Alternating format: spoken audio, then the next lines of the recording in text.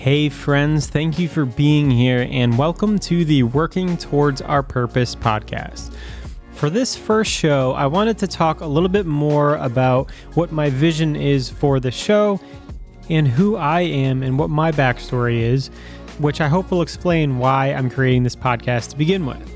So, my name is Gino Cordone, and I am the founder and owner of Pleasant Podcast, which is a podcast production company where I help people and businesses launch and grow their podcast. In about a week from now will be my 2-year anniversary from quitting my job as a mechanical engineer and leaving a career that I went to school for. And to start my story, it really began with going to college. And I remember as I was getting close to graduating high school, people are figuring out what colleges they're going to go to, what they're going to study, what they're going to do after school, if it's college or not. And I remember at first I was strongly against going to college just because I thought, I didn't really have any sort of passion. And I thought it was kind of just a waste of time. I remember at that time I was interested in entrepreneurship and I was interested in music. I had just started playing guitar a couple years prior to graduating, and I was starting to learn audio engineering, and I really liked that. And it really gave me a sense of drive, and it really gave me a sense of fulfillment. So I remember as I got closer and closer to graduation, your time kind of ticks, and you kind of have to decide what it is that you want to do. And I still didn't really know. I started touring some colleges, and then I also started getting some advice from my guidance counselor at the time and some of my teachers. And I had a conversation with my shop teacher, and that was one thing that I really did care about in college was shop. And we had this amazing shop program where we learned how to weld and how to use lathes and Bridgeports and work with our hands and learn all kinds of things. And we even had a program where we made go-karts at the end of the year, and we got to race our go-karts against our classmates. It was a really cool program. And all 4 years of college, I took that class, even though it was only a 2-year class. I took 2 independent studies because I liked it so much, and I liked the teacher. And I remember as I was getting close to graduation, the teacher was telling me, he pulled me and my friend aside, and he asked us what we were going to do after high school. And I told him, I wasn't really sure. I really like this stuff, but I just, I don't really know what to do. And he gave me some advice that I still remember. And he said, I know you like to work with your hands and the technical stuff, but you don't want to go to a trade school and learn one thing and be stuck in that one thing for the rest of your life, because you won't have any options to move, and you don't want to be working with your hands for the rest of your life. And I remember I took that pretty seriously because I respected him, and his advice was to try to get into something that is technical, but also to get a higher education so that you didn't have to, work day to day on the shop floor. So engineering was, what he suggested, because you can do many different things in engineering. It's, everybody says it's a good education and the jobs pay well and that sort of thing. So I remember that conversation with him kind of solidifying my decision to become a mechanical engineer. So, went off to college, did mechanical engineering. It was challenging and tough, but I grew to like it because it was a challenge and we were learning new things at such a rapid pace. It was fun, and it was fun to learn with these new people that I met. But what I didn't know was the engineering school is very different from being an engineer. And I wouldn't know that until I got my first job. So after I graduated, I was fortunate enough to be able to go on a trip to Europe with my friend and my brother. We backpacked Europe for a little over a month, and that experience definitely changed my life and my perspective on the world, and it really gave me an appreciation of my time and valuing what I do with my time. Because, as most of my classmates went off to start working their job immediately after graduation, I was basically having the time of my life in Europe and getting to experience these amazing things that I never had experienced before. And along that trip, I kept just, thinking to myself, why can't life be more like this than it is, working for the rest of your life? Why can't it be more fun and enjoyable? And I didn't know it at the time, but I think it planted the seed for me to want more freedom and to not just settle for, what was expected of me or what was expected of somebody who graduated with an engineering degree. So I finally got a job in the fall of the year that I graduated, and I worked for Electric Boat General Dynamics. Electric Boat is one of the two manufacturers of submarines for the U.S. Navy. So I worked on Virginia-class submarines. At first, it was pretty interesting because submarines, from an engineering standpoint, are, very interesting machines, and they're very complex, and there's so many different systems to learn and to figure out how the different pieces and the different systems interact. At first, it was a lot of information, and again, kind of just like learning a lot at once. So it was kind of interesting. But a few months in, I started getting a little bored and just asking, like, is this it? Is this the job? And at the same time, I was still trying to learn, proper 9-to-5 office etiquette.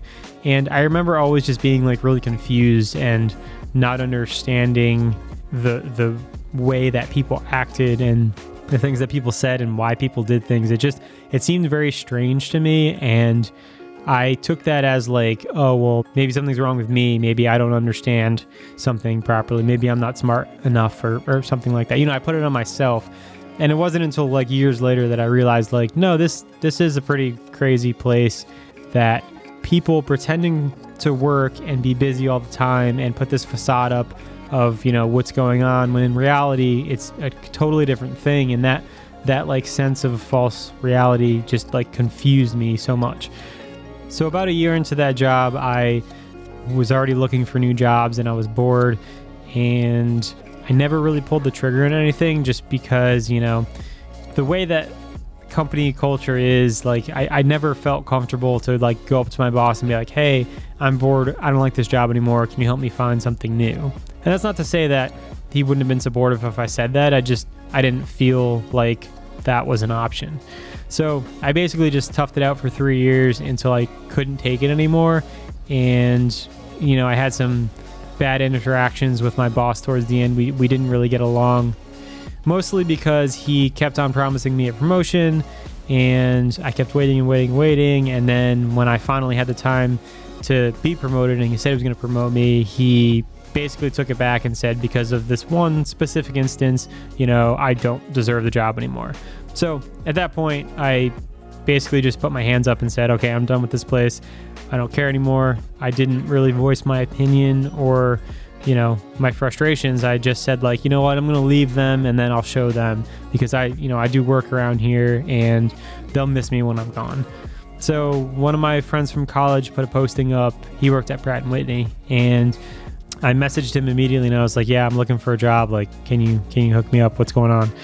So he sent me a link to apply for the job, and I basically applied. I had an interview shortly after, and basically during the interview, they told me I had the job. So I put in my 2 weeks at Electric Boat, and I was going to start work at Pratt & Whitney in 2 weeks.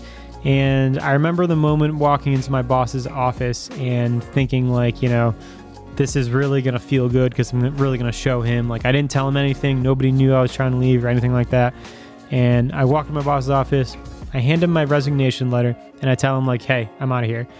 And he didn't care at all. And I remember it being such a huge letdown, because I wanted that revenge, and I wanted I wanted it to feel good and to see him hurt because I was leaving. But in reality, they're just going to fill me with somebody new, and they don't really care that I leave. So a lesson that I learned that day is don't just quit because you want to see the reactions on people's faces.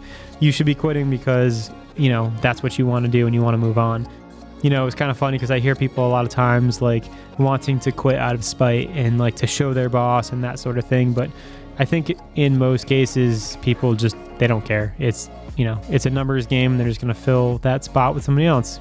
Anyways, I started Pratt & Whitney, and it's a similar type of job, working for the Air Force this time instead of the Navy.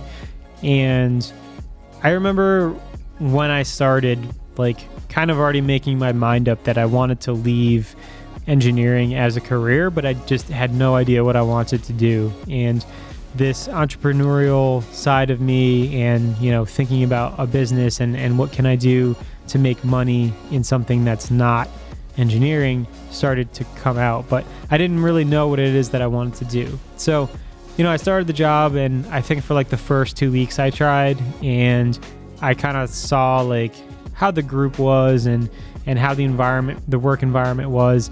And it was pretty much similar to my first job. It was very relaxed. Like, people stretched out work to make it seem like they were busy, but they really weren't doing anything. And, I kind of knew how to play the game at that point. So what I did was I did what was asked of me and then nothing more. I never volunteered for meetings. I never volunteered, to do extra work or to do something somebody didn't want to do. I just did the bare minimum, and I kept as quiet as I could. And it was surprising how easily I blended in. And all in the meantime, I'm thinking in the background, like, what can I do? What can I do to get myself out of here? And music is the one thing that I've always been passionate about since I've started playing guitar. And whatever it was, music-wise, I always had the drive to learn it myself. So I knew that I wanted to do something with music, or what I had learned with music, but I knew that I didn't really have the skills to be like, a record producer. I wanted to be an audio engineer for bands and for musicians, but I knew that that required a ton of time, and I didn't feel like I would be able to do my corporate job and try to start that. So I was coming home one day from work, and I was listening to a podcast that I really liked their content, but the audio quality was so bad I literally couldn't even listen to it in my car. One host being really loud and the other one being super quiet, and tons of background noise and tons of stuttering and that sort of thing. And I thought to myself, like, well, I know how to do audio editing through learning how to do that with my music. And I thought if I had this podcast audio, I could make it sound listenable. So that was when the first idea sparked. And as soon as I got home, I started Googling to see if people did, editing for people's podcasts. And I found a few websites of people doing that sort of thing. And that was kind of like all the validation that I needed to immediately buy a GoDaddy domain. I came up with the name Pleasant Podcast, and I started an Instagram. And, I basically just said, hey, I do podcast audio editing, and I learned how to build a website, and I published my site probably a month or so later. To my surprise, nobody started coming to me. I kind of thought at the time naively that if I built the website, then people would come and start paying me, which, wasn't the case. So I started trying to do some marketing on Instagram by reaching out to people and making posts about podcasts and stuff like that. And I started getting a couple clients, and I started doing some work, and it was a long, long road of like figuring out how to sell myself to somebody and how to charge, and how to email correspond and send them invoices and get payments and start a business account for my bank and all that sort of stuff. Like, it was a very long process, and I was doing it all on the side of my normal 9-to-5 engineering job. So I did it for 2 years while I was at Pratt, Whitney, and then the pandemic hit, and we got sent home in like March or April of 2020. And at first it was great because I could work from home. I did the work that was required of me for Pratt, and then I would be doing my other stuff on my business. I'd have 2 laptops going on my desk at once, and I'd constantly be going back and forth between the two. And like I said, at first it was all good and it was fun, and I was really busy and focused and motivated and driven. But as we all know, we were home for COVID for a long time. And when I got to the end of 2020, I was just completely burnt out. I was living on my own. I was quarantined in my apartment by myself, working 2 jobs basically constantly. And I just like had it by the end of 2020. And as everybody was, I was doing a lot of thinking about like, what do I want in life, and what am I doing here, and what's important to me. And I came to the decision that, I started this company that I do on the side, and I have 2 choices. I could either give it up forever and just stay at this job that I hate, that I get paid well, and, I get a couple vacation days a year and healthcare and all that normal stuff. Or I could risk, going for it and doing the business full time, but I can no longer do both because they're both suffering because of it. So at the end of the year, we had our Christmas shutdown, had about a week off between New Year's and Christmas, And when I came back on that Monday in January of 2021, I put in my 2 weeks with my boss and said, hey, I'm leaving and I'm going to do my business full time. So this puts us at January in 2021. Now, here I am today recording this podcast in January of 2023, which is 2 years later. And to be completely transparent, what allowed me to quit my job and to just focus on my business full time was I saved a lot of money. I made a pretty good paycheck at the jobs that I had previously, and I've never really been a big spender.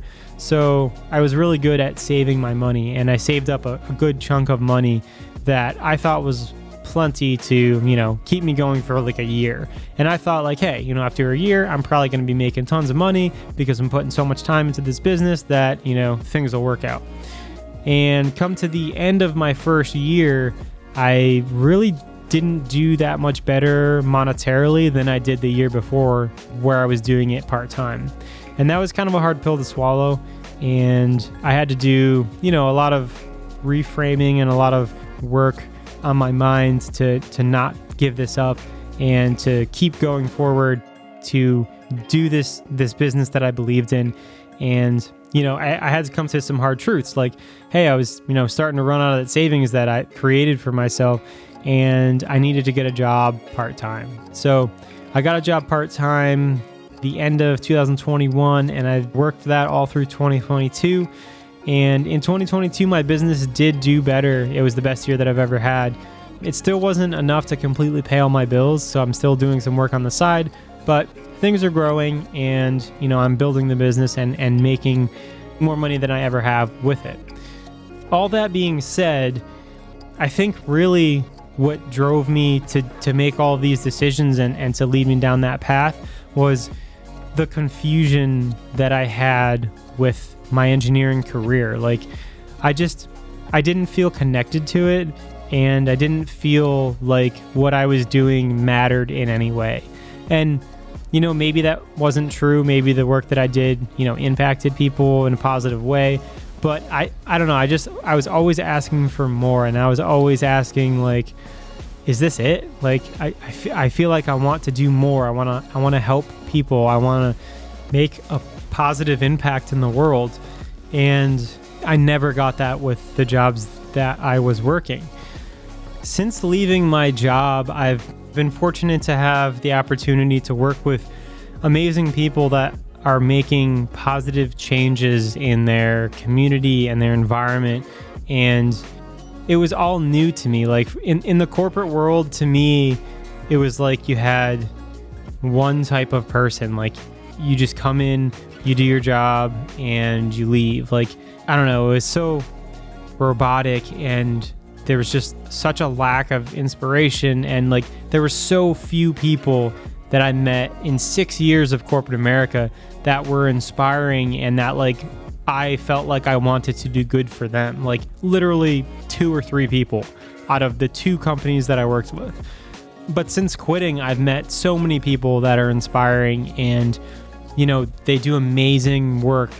I've recorded and edited hundreds of podcasts at this point, and being inspired by the shows that I work on is like amazing. It's something that like I use to drive me forward. Just to know that there's people out there that are doing things because they care about other people is hugely inspirational to me, and makes me strive to be better at what I do and to get more refined in what it is that I'm finding is my purpose. For example, I remember during the pandemic, I had the ALS Foundation of Connecticut reach out to me, and they normally do like, one of those walks that charities do where they do like a 5K to raise money for their cause. And since it was COVID, they weren't able to do the in-person walk like they normally do, and they wanted to do like a virtual walk, which was basically just like an audio recording of a walk, like what they would normally announce and stuff like that. So they came to me kind of last minute because they had somebody that, was going to do it, but then they kind of backed out. And I worked with this person, her name is Jackie, and she was so appreciative of me being able to help her out and to basically just do what she asked. And, she inspired me to want to do good for her because of the work that she does and how the work that she does impacts other people. So I felt that sense of purpose because I was helping somebody that was helping multiple other people. And for that reason, it gave me more drive to continue to figure out how to keep doing this for myself. And, sometimes it's hard to articulate like why we do something, but it really for me comes down to people. I'm finding out it comes down to people. And when you can help somebody out like that who's in need and who's appreciative, it's a really good feeling.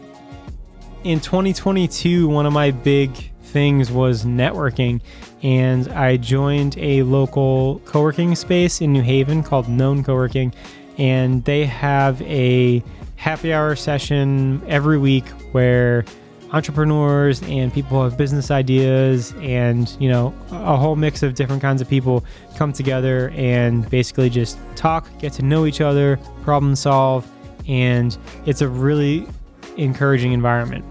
So I made networking a big part of what I did last year, and I've met so many more amazing people that do so many amazing things, whether it's nonprofits or activism or coaching or just people that are there to, hear you out and help you in any way that they can.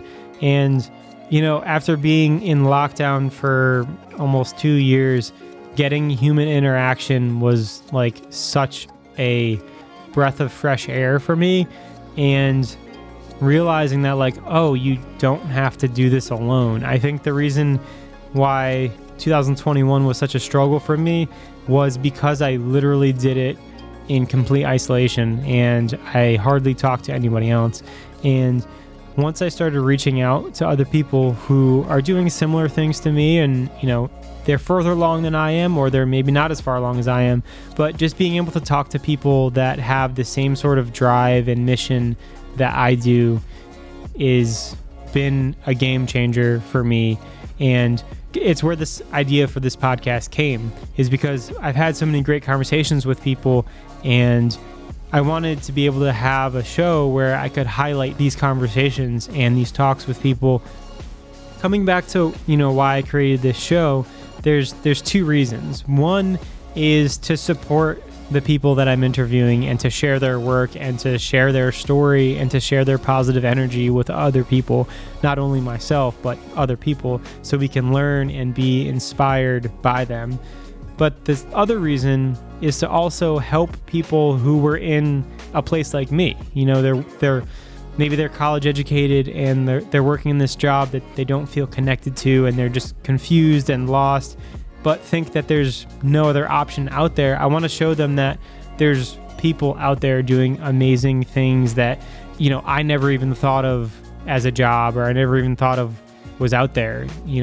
I want to be able to help people do the thing that they're supposed to be doing, do what it is that they find purpose in. And I've heard people say that, a job's a job and you got to do it. You need money to survive. You have responsibilities, this and that. And I hear all kinds of excuses to why people need to stay in jobs that they don't care about. And I don't know. I refuse to believe that. I refuse to believe the excuse, and I refuse to believe that a job's just a job. I think that if more people did things that they were passionate about and they felt purpose in, then the world would be a better place. And I've seen examples of it. I've seen examples of people who do these jobs.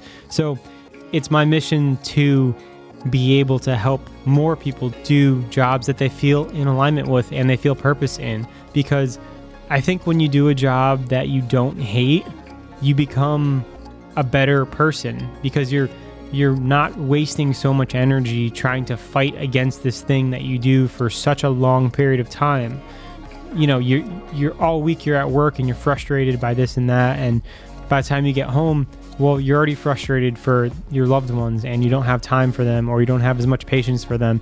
And I've noticed since I've quit, it felt like I let go of an anchor when I quit, and I all of a sudden had so much more time and energy for the things that I really did care about, like my relationships and my family, and just even being in nature and appreciating a beautiful day and, not having to be locked inside all day long, even though it's beautiful outside, and just being inspired by the things around me.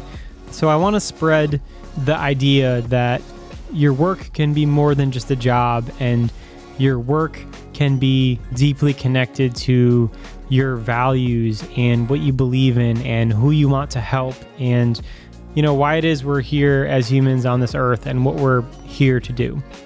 So if some of this resonated with you, I hope that you will follow along with me on this podcast as I interview people that inspire me so that they can hopefully inspire you.